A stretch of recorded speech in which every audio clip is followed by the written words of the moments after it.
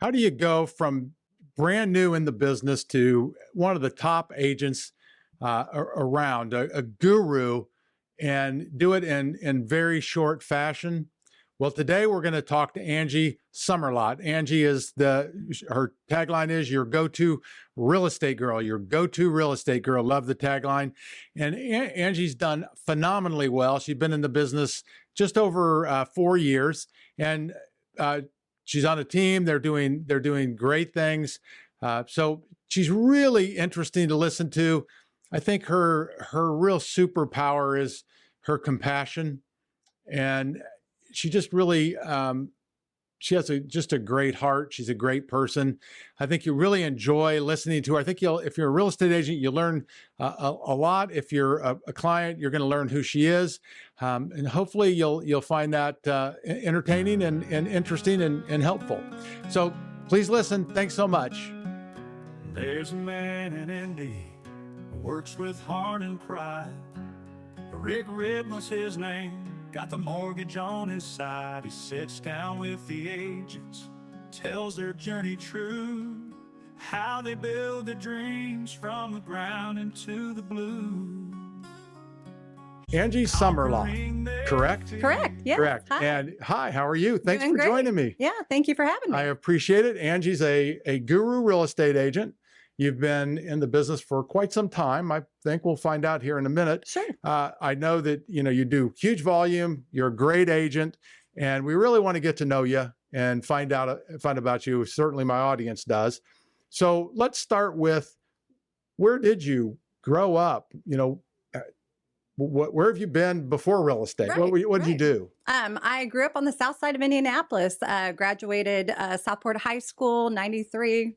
Gosh, just had my 30-year class reunion. Hard to believe, but and pretty much have been on the south side, but now I'm on the southwest side of Indianapolis in the Mooresville area. It is weird when you have been out of high school so much longer than when you were even out of school, longer than you were in Hard school. to believe, yeah. I think I hit my 42nd year out of high school or something like that. It's like, man, that's a long. Yeah, it flies by so much faster than you think it's going to. And it took forever to get to high school. Yeah. That was tough. So you grew up on the south side. You're now doing south and southwest is where you're at, correct? Well, I'm kind of all over, but Okay, yeah. But as far as where I've just resided, kind of lived in areas that I've predominantly been in for sure. Yeah. Now, where'd you go to school? Southport. Oh, did you really? Yeah, Okay. Awesome. Yep. And so you obviously on the south side. Now you do real estate throughout the entire state, or are there certain areas that you really stick to? To be super honest, kind of the field that I came from prior to getting into real estate, it had me anywhere from about like an hour to hour and a half, Indianapolis and surrounding areas. So I've been really blessed that a lot of the clients from previous work that I've done kind of followed over. So I am honestly everywhere within probably an hour and a half radius of Indianapolis, but predominantly tend to be on the southwest side. Just, in those areas a little bit more. Yeah. Basically an hour and 15 minutes in Indiana gets you almost anywhere if you're in the middle of the state. You can almost get anywhere. I know for me, I have, I've grown up in Indianapolis. That's where I grew up. Now I live in Carmel. And if we go to, Bloomington is an hour or so, my kids were down there. The only place that's really hard to get to is way out on the west side of Indiana, down on the south. I guess they've made that road. I haven't tried. Have you tried that new, there's a 37 they took straight down? I haven't traveled all the way utilizing it quite yet. Yeah. Me either. So you got, what were you, I can't talk. What were you doing before real estate? Prior to that, I was known as Angie the Auction Hunter, and did a lot in the antique and kind of mid-century line of specialty. In what I sold, I used to be a part of the antique mall actually here in the Carmel area, just down the street before they relocated. I had a booth there and booth in other locations.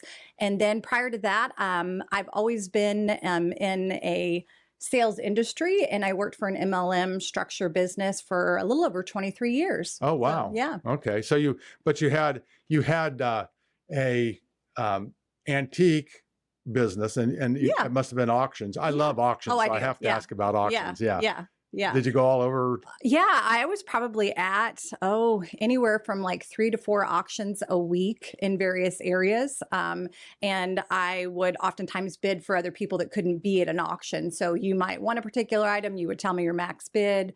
I would bid. I got items for myself to sell. So it was a combination of a little bit both for my clients and just resell for my booth, or whether that was on eBay or, Yeah. other online platforms for that. Yeah. I would think that serves you very well in real estate. It's actually kind of what led me into real estate, to be honest, being at estate sales and being a part of sometimes an auction of a property.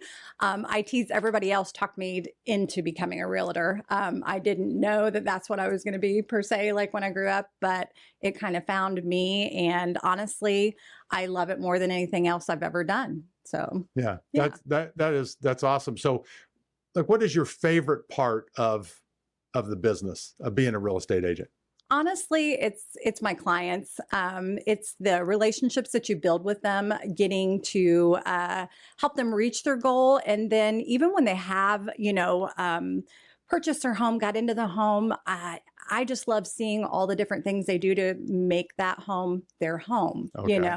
I was just commenting this morning on social media, just seeing the work of a recent home sale that I did, and just seeing all the different things that I've done. And it just, I don't know, that kind of like warms your heart that you got to be a part of that. So Yeah, it's a to me, it's a business that is all about relationships. yeah. And most people, I don't know, I think before you get in it, you don't realize that maybe, but you think it's about real estate.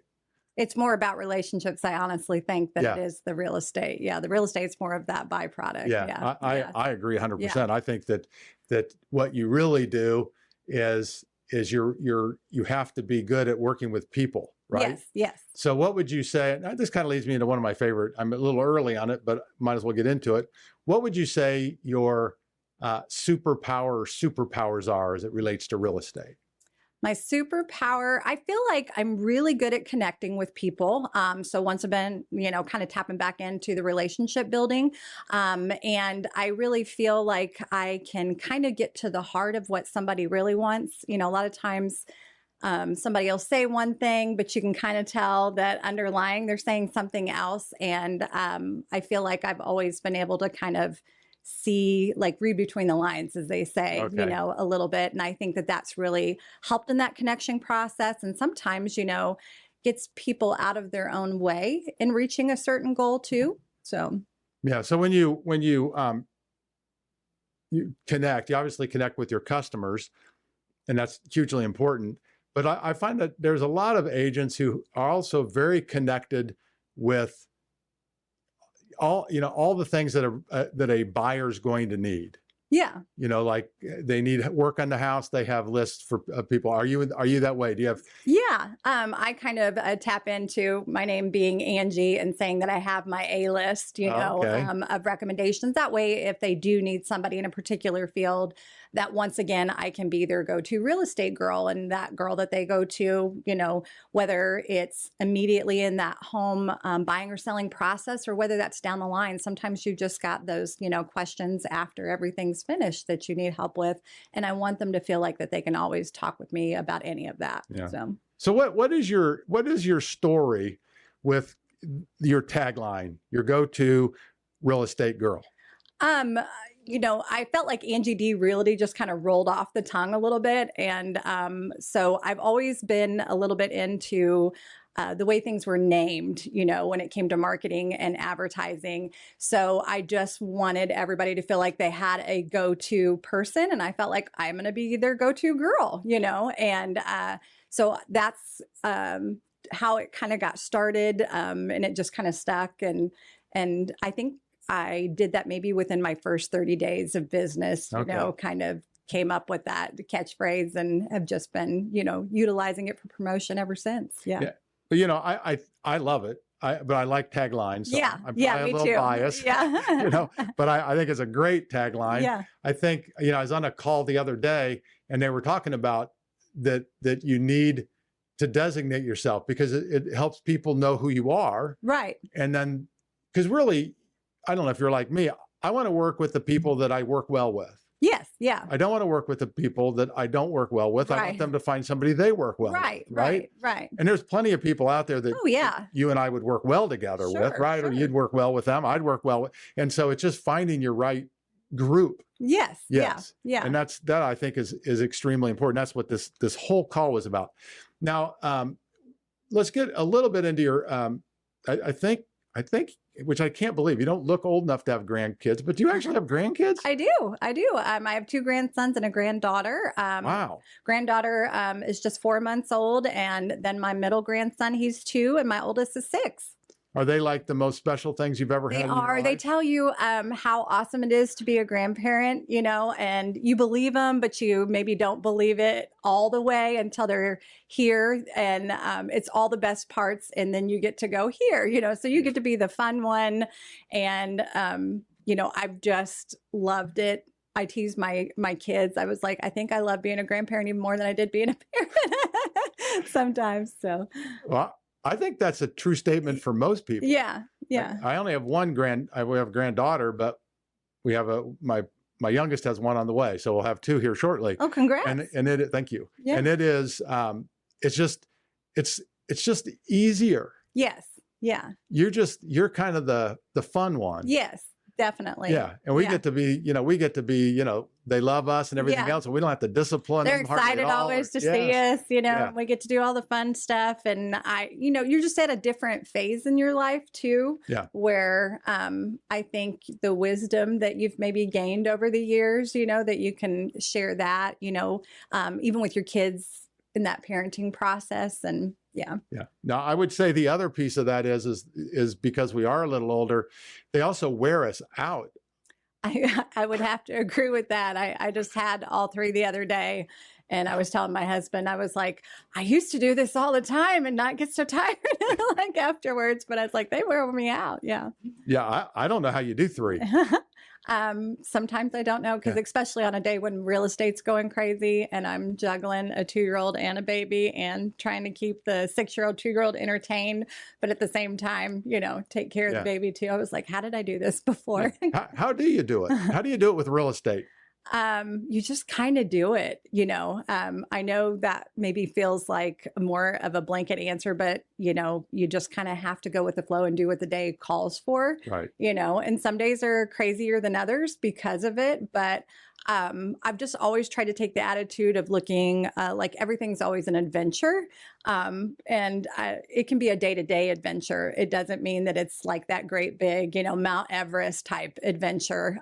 So that's really helped in that going with the flow kind of process, like even when it's not such a fun day, it's like, that was just part of the adventure, you know? Yeah. Yeah. So we kind of touched on it, but how did you get into real estate? What was it that, you all of a sudden, okay, I'm going to be a real estate agent? Because it takes a lot of work to become an agent. Yeah. After 23 years of being in an in-home party business, where that was that I had spent a predominant amount of my time, really thought that was what I was going to be doing for the rest of my life, to be quite honest. And I got to a phase in my life where I was like, okay, this just isn't what I want anymore. And that led me into the Angie the Auction Hunter business. And that made a really great side business, but it didn't really make a good, that was going to be my main source of income, put it that way. And just being at those estate sales, other people, I guess maybe knowing my personality also was like, you would just make a great realtor. So I tease everybody else, talked me into getting into real estate. And I'm glad they did, because I definitely love being a realtor. Yeah, I think it's very interesting because there's so many people who I've talked to who it wasn't that they meant to become a real estate agent. Like, I didn't mean to get in the mortgage business. Right. I was a new home sales, and I was working for a builder, and it just kind of happened. The guy that I came in with, he's like, he was bringing in a new bank and he wanted me to come work for him. And I was in between. I'd left the builder and it's like, okay, I'll give this a try. I really was. I was like, I'm still looking for a job in real estate, in new home sales, but I'll do this. Yeah. And I loved it. Yeah. And that's what I find with real estate agents. They get in it and they love it. Yeah. I, like I said, I didn't know this is what I was going to be doing, but the minute that I did, I hit the ground running because honestly, I got in right before COVID happened. I graduated real estate school in June of 2019. So really, literally just had to learn. It was like swim, girl, swim, Yeah. It was like you're being thrown into a pool and everything that happened to the real estate market, during that time. But it was also a great time for me to start because it really helped to propel my real estate career. Yeah. So let's talk about that a little bit. Before we do, if somebody says, gee, I want to get a hold of her, I want Angie to help me with my buying or selling. Yeah. What is the best way for someone to get a hold of you? I always say I'm only a phone call, an email, or website away. So I want to be sure everybody always has their go-to girl, stored in their phone, so that you literally can give me a call, send me that text, angiedrealty@gmail.com, to be able to email me. And I'm a part, of course, of the Indiana Gold Group and our website. You can contact me and reach me directly through there too. And that's Indiana Gold Group.com. Mm-hmm. Okay. Yep. Indiana, to spell it, the entire Indiana. Yes. Okay. IndianaGoldGroup.com. Yeah. Mm-hmm. And to get a hold of me, go to hardworkingmortgageguys.com. That's hardworkingmortgageguys.com if you have any mortgage questions, or you can give me a call, but I can never remember my number. It's 463-223-9592. I know that sounds like a weird code, but it's the New Carmel area code. Oh. And I couldn't get the 317. Oh, I didn't know that. Yeah, that's bizarre. But we ran out of numbers. Right. With all the cell phones and everything, we ran out of numbers. Okay, so let's talk about you got into the business and you got in 2020. You've done phenomenally well. It's a tough business to get going in. So how did you get going? What did you do? What was your process to get your business off the ground? Well, honestly, being in the sales industry, I guess for 23 years, I was very, very fortunate that I had built up a clientele from that business, and predominantly a lot of my clients from that business became real estate clients. And then I utilized social media a ton. I tease, I never mind, even being a bit dorky on video just to grab your attention. But I feel like in those moments, people connect with you, as well too. So it always circles back to connection. I just want to make as many points of contact, feel like that you always know me. Even if you don't know me, I feel like I want you to know me, Yes. So I try to be an open book in that way, but I feel like that's what has initiated those connections, and then referrals, so those connections led to other connections, and so I've just been really blessed to stay consistent in this business from the start. Yeah, it's remarkable because a lot of people really struggle. Yeah. What is it?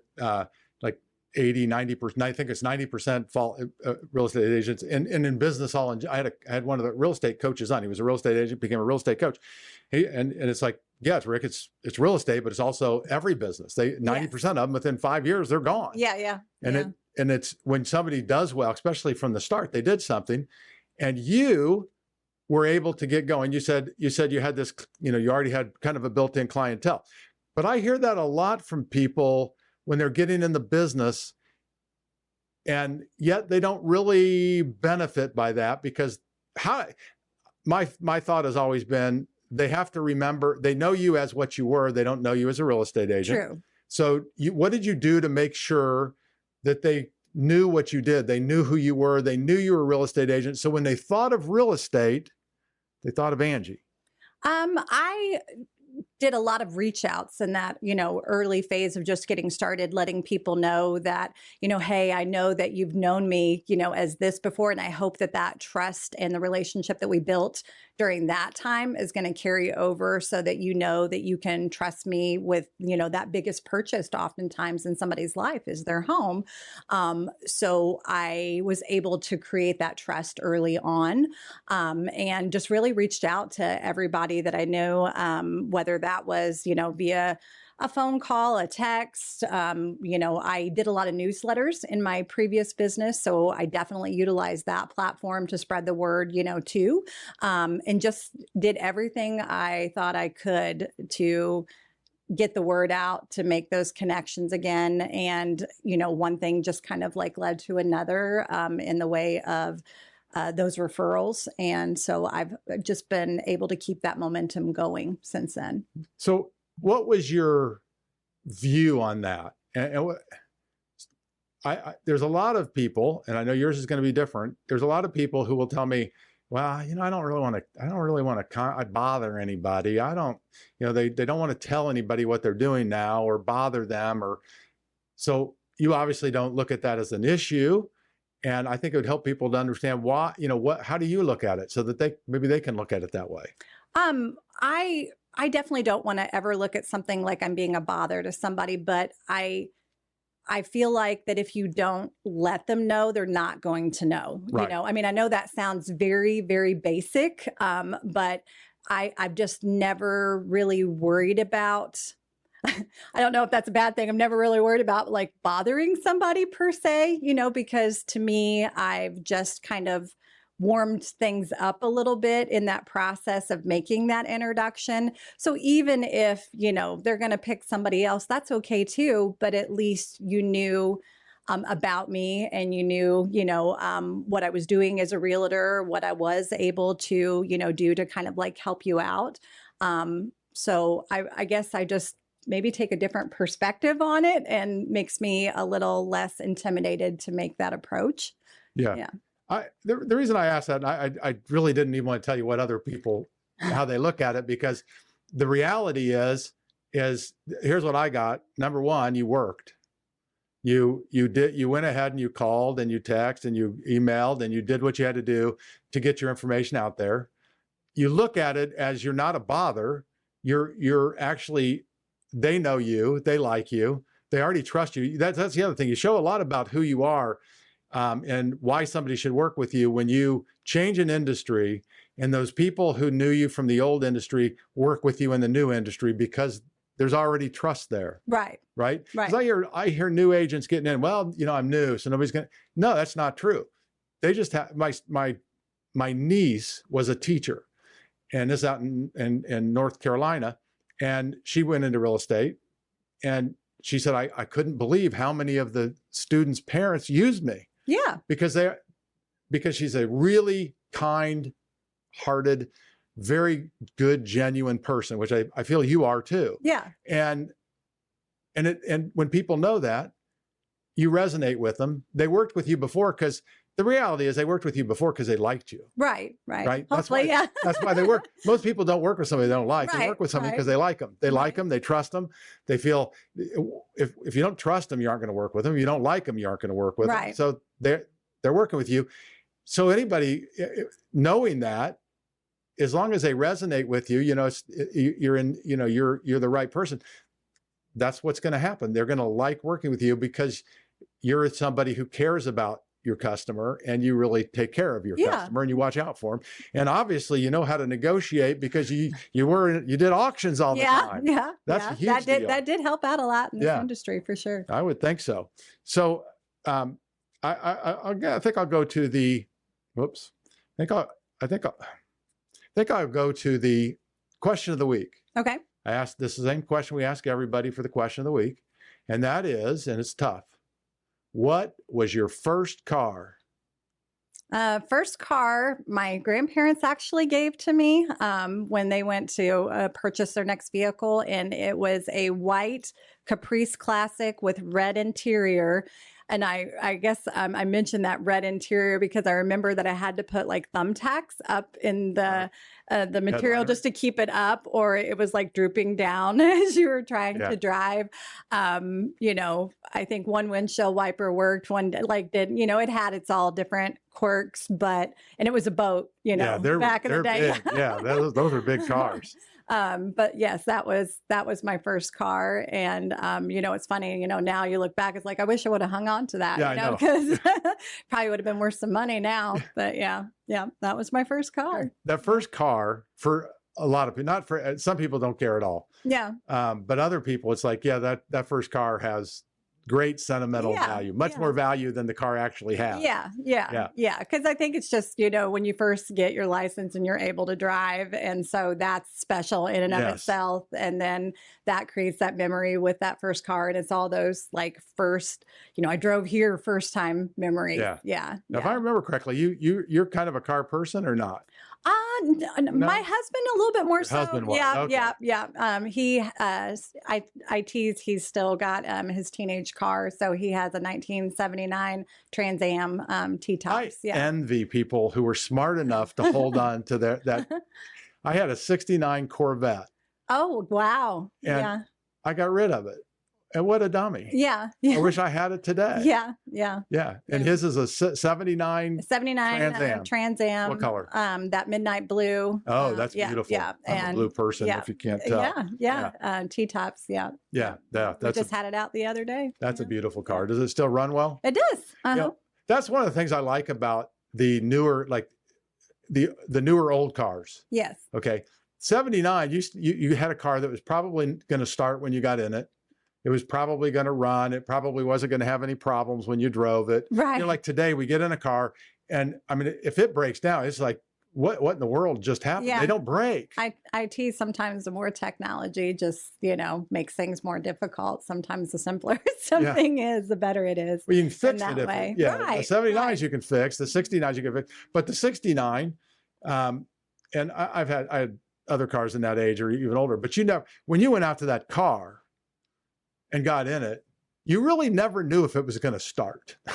True. I mean, it started most of the time. Right. But not like today. Today, it's like, if it doesn't start, it's like, what in the world? Yeah. And it's usually because, like, my wife's truck won't start. And it's like, well, have you heard the battery going deader and deader as you try to start it? Well, I did. Okay, well, that would be a good time to tell me. Before it goes dead, let's get a battery replaced, right? I'm guilty of like my husband. So what sound was it making? And then, you know, I'm trying to imitate the sound and I'm sure it's like not resonating with what it is at all. Well, that's what my son calls me when they're coming back from IU. They went to school. He calls me and he says, "Hey, Dad, my car's making a funny noise. What's wrong with it?" It's broken. I can give you just as much information as you just gave me. Yeah. So it's just how people are. Huh? You know, it just is. So I love to hear like stories of you know, your business. So tell us a story of maybe the most interesting, you know, deal you were in, or I mean, there's always something, people have something that's just been, some of them are really, some people won't tell them on air, you know, because of things that happen, but just, you know, good, bad. Yeah. What would you say? You know, I feel like oddly enough, sometimes it's the harder transactions that stick with you the most, but in a positive way, because to me, with every transaction, you know, you learn something that benefits you in one way or another with the next one. But sometimes those difficult ones make you have to get creative, you know, think outside of the box.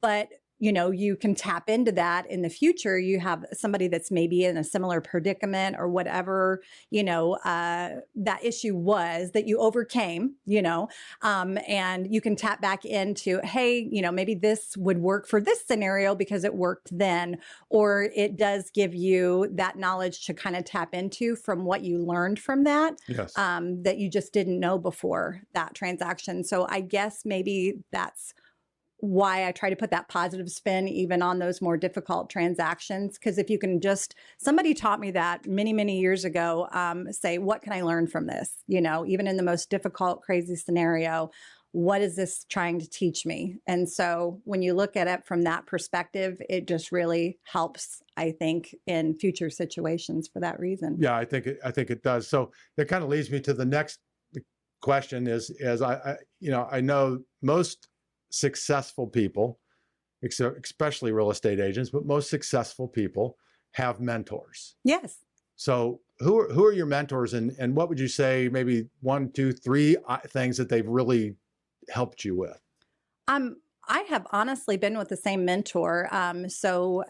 We got started with RE/MAX, transferred from RE/MAX over to FC Tucker, and just in January, my mentor launched Indiana Gold Group. So new as of this year. I think, once again, even kind of with what we just talked about resilience and about like what can you learn, from a situation. She was definitely helpful always in those processes. It's always been nice that if you ever had something, that you had a question with, that I was able to go to my mentor. She's just truly helped me every step of the way. I don't know if I would be the realtor that I am today without that really strong base that I, was able to forge in that relationship with her. So were you on her team was it RE/MAX? Yes. Okay. Well, technically I started with EXP Okay. and switched over to RE/MAX from there, and was with FC Tucker for just a little over a year. And then this January is when we launched Indiana Gold Group. Okay. Yeah. And that's all its own. It's not Yes. connected to anybody. Yes. So Indiana Mhm. Gold Group. Yep. And why'd you guys decide to do that? We wanted to create kind of a boutique type of feel where it was more specialized, that we were able to provide a service for our clients that sometimes I think when you are working for a bigger name and have the red tape that you sometimes, can Yep. in those type of situations. And you were able to create what you've always wanted to create, but maybe couldn't for one reason or another. So I feel like what we've created is all the best parts of those things and really specialized. And I feel like maybe because we are a smaller boutique kind of a company, that we can be a little bit more detailed with the service that we provide. You don't get lost in the shuffle at all, for Okay. sure. Yeah. So why, if somebody's listening, why should they use you? What do you think sets you and the Indiana Gold team apart from? There's a lot of offerings out there. So Yeah. I definitely think that we tap into marketing very, very heavily. Both, just marketing in general and on a social media level. I think we do a lot of little touches that set ourselves apart. I'm always trying to put a fun spin on things. And I think that grabs attention for listings, they get everything sold quickly. I really work with my clients to create a strategy kind of building up to before we're even going to launch the home. Like yesterday I was doing videos and, meeting the photographer and doing different things so that I can prepare for that launch date. So I think it's all those little things that you do behind the scenes that people don't even see. That happens in real estate a lot. Explain launch date so people understand what you're talking about. So when a listing is going to go live, I kind of call that its launch date. So, anytime you're going to launch something, you want to do all those little steps behind the scenes to make it a big launch, like in a way. I don't want listings to kind of get lost in the shuffle. I want to set us apart. So yeah, and I think now I've been in and around real estate for 40 years, and I think that maybe most people don't understand, a seller doesn't understand how valuable and how important it is to have somebody who understands and is good at marketing their home. Yeah. When I was at a new home builder, there was an agent who would list our houses, not the only one, there'd be others. Yeah. But for some reason, his houses always sold, whatever he listed sold and sold right away. Right. It just didn't sit. And I asked him one day, I said, so what do you do?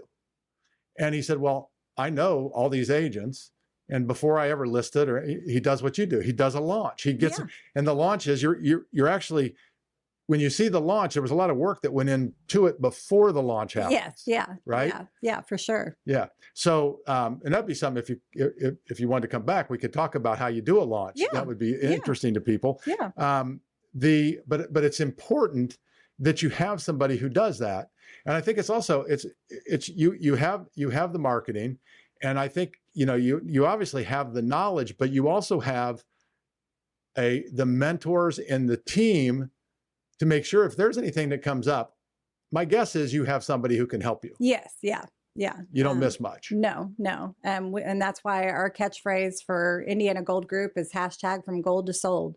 Because we feel like we want to put that gold touch on everything that we do, and get you sold quickly. Yeah. Now, do you mostly work with sellers, or do you mostly work with buyers, or is it pretty mixed? I would honestly say it's almost about a 50-50 split. Of course, when I first got started, it was a little bit more buyers than it was sellers. And over my real estate career, more and more listings every year, to the point now. Honestly, this year, I guess if I'm really thinking about it, I've had more sellers than buyers. Starting to maybe see a little bit more of like a 60-40 split. Yeah. Yeah. Okay. So with a buyer, are you, with the new laws that have changed, are you seeing anything different coming down the pike working with other than some of the paperwork? I was just thinking about that the other day, and I was kind of thinking of the Friends episode where they had to move the couch and they were like, pivot, pivot, pivot. I feel like that's what we have to do. Things are always changing, whether it's this, that's getting ready to change. Really, even in the 5 years that I've done in, real estate, there's been a lot of different changes. And so you just have to be like a chameleon and adapt and change. And there's always a way to get things done. It's just how are we going to get there? And sometimes you have to pivot and find a slightly different workaround, to make things happen, but you still make things happen, Yeah.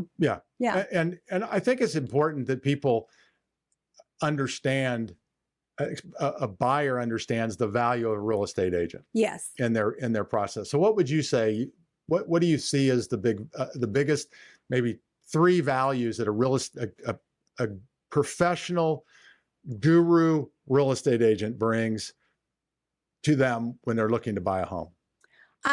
Obviously, you bring knowledge, because a lot of times, whether it is a first time buyer, even somebody that has purchased before, things have changed, within the market. So you want that realtor to be super knowledgeable, not even just in real estate itself, but what is happening, in the market, what trends are getting ready to make shifts and pivots, and is that realtor staying on top of that?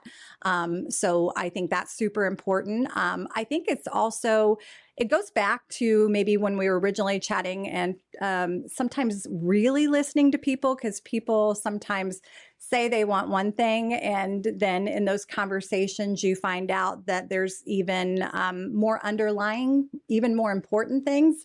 And if you get to the heart of those things, I want that client to feel truly happy with that decision that they made and that purchase that they've made.